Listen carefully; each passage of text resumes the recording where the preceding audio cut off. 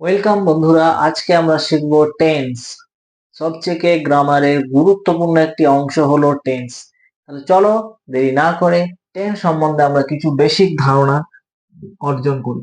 তো বন্ধুরা, tense টিএনএসি tense মানে কি? টেন্স মানে হলো কাল বা সময়। ইংরেজিতে টেন্স কাকে বলে?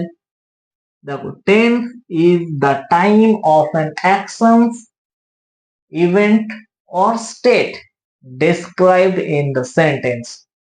তাহলে বন্ধুরা, টেন্স মানে হলো যে কোনো বাক্যে উপস্থিত কোনো কর্ম হতে পারে বা কাজ হতে পারে বা কোনো অবস্থা হতে পারে বা কোনো ঘটনা হতে পারে, তার বর্ণনা পেশ করবে একটা সময় ধরে।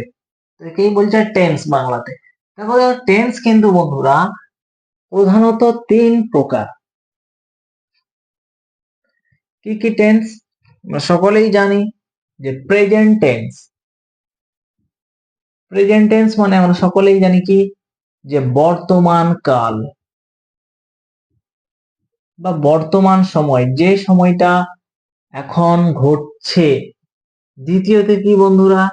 পাস্ট টেন্স মানে অতীত কাল, যেটা ঘটে গেছে।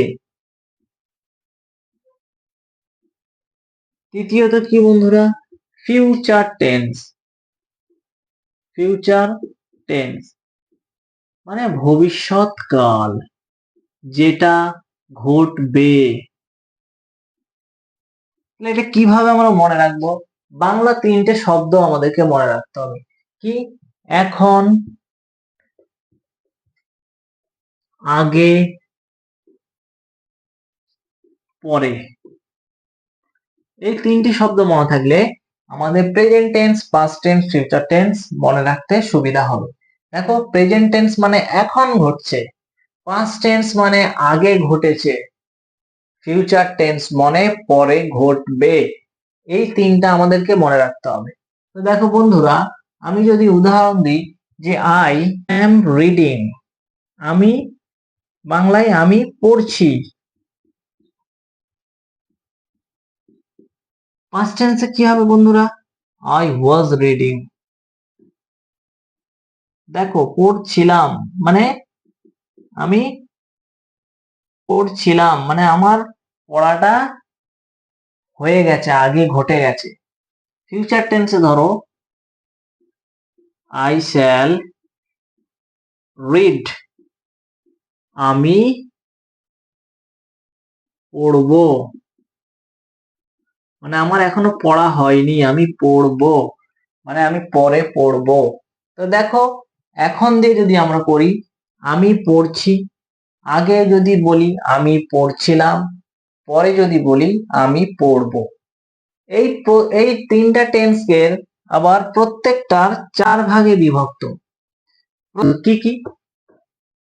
দেখো, আমি একটা চার্ট লিখছি, সেখান থেকে এই সকালে সুবিধা হবে। কি কি? প্রথমে হচ্ছে কি সিম্পল বা ইনডিফিনাইট। দ্বিতীয়ত কি? কন্টিনিউয়াস। তৃতীয়ত কি? পারফেক্ট। চতুর্থ কি? Perfect continuous.